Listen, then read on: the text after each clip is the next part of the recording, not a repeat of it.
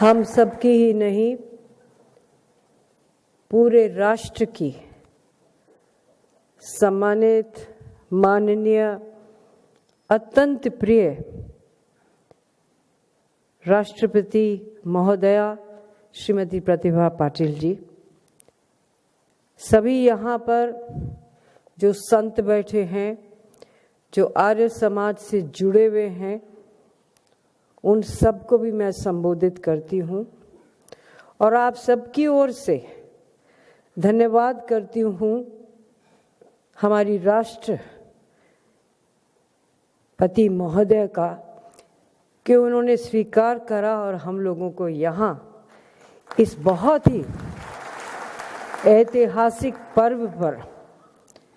हमारे साथ शामिल होकर देश को अपना संदेश देने की स्वीकृति दी। क्योंकि आज उनकी उपस्थिति न केवल और उनकी वाणी न केवल हम ही के कानों में गूंजेंगी, बल्कि सारे राष्ट्र में और अंतर्राष्ट्र में गूंजेंगी। राम प्रकाश जी ने ऐसी सुंदर वर्णन ऋषि दयानंद जी का करा है कि उनसे मैं मुकाबला नहीं कर सकती, लेकिन इतना मैं जरूर कहूंगी कि स्वामी दयानंद जी उन ऋषियों में हुए हैं जिन्होंने इस हिंदुस्तान की संस्कृति, इस हिंदुस्तान की चिंतन,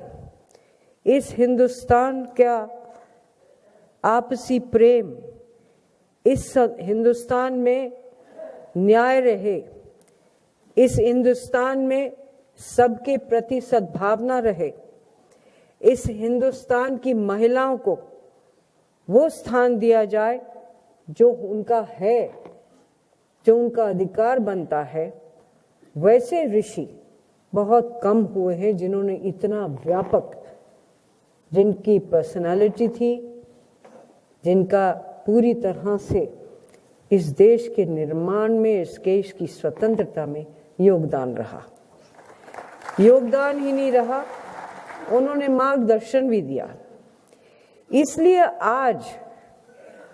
उनके निर्माण दिवस में, 125वें निर्माण दिवस पे हमारे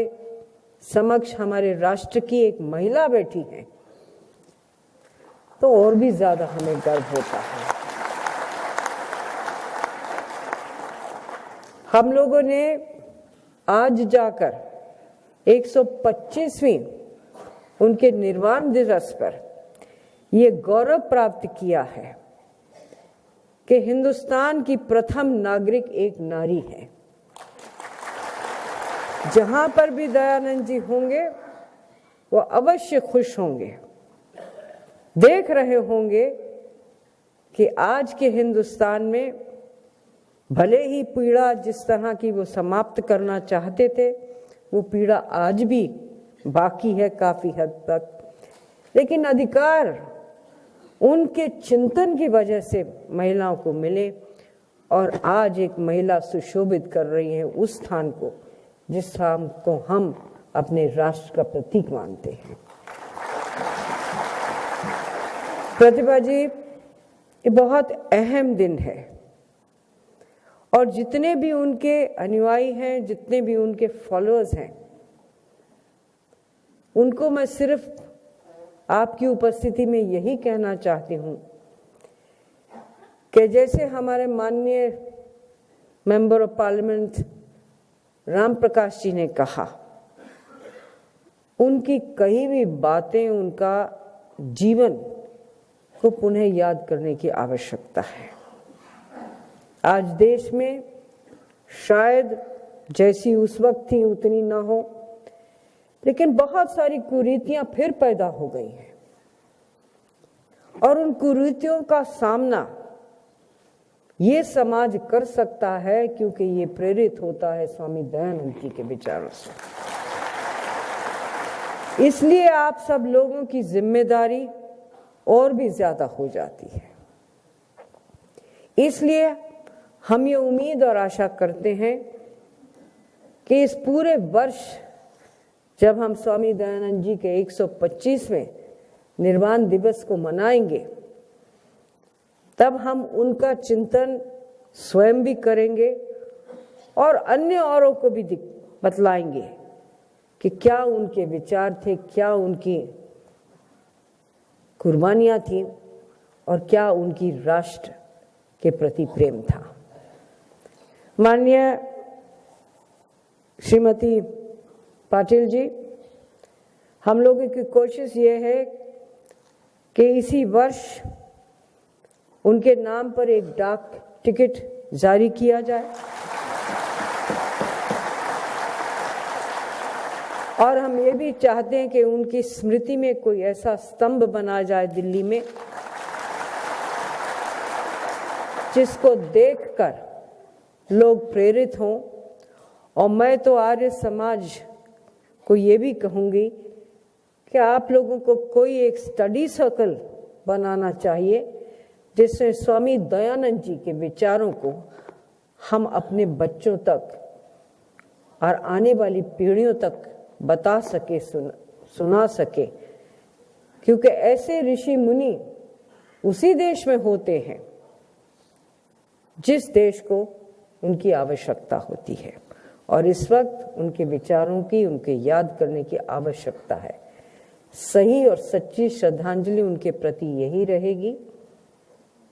कि हम उनके विचारों को और उनके जीवन को अपने जीवन में भी उतारने की कोशिश करें। फिर ही ये हिंदुस्तान जो आज इस ऊंचाई पर खड़ा हुआ है कि विश्व में एक ऐसा देश माना जा रहा है जहां पर आध्यात्मिक विकास भी है, प्रगति भी है, चिंतन भी है, सोच भी है, जीवन में आध्यात्मिक विचार भी हम अपने जीवनों में उतारते हैं। उसके अलावा विकास, गरीबों के लिए जो उत्थान कर सके उनका, वे भी चिंतन आज के भारतवर्ष में है, आवश्यक है और भविष्य में जरूर रहेगा। तो मैं अपनी श्रद्धांजलि स्वामी दयानंद जी के प्रति समर्पित करती हूँ और आप सब लोगों का धन्यवाद करती हूँ और विशेषकर हमारी प्रेसिडेंट साहिबा का करती हूँ जिन्होंने अपने बहुत ही व्यस्त समय में आकर हम सब लोगों को अपनी उपस्थिति से, संकल्प भी हमारे मन में दौड़ रहा है उनके यहाँ उपस्थिति से और प्रेरित भी हम हो रहे हैं कि वे आई हैं तो जो सम्मान हमें महर्षि दयानंद जी को देना चाहिए था उनकी उपस्थिति दे रही है। इन शब्दों के साथ बहुत बहुत धन्यवाद। जय हिंद।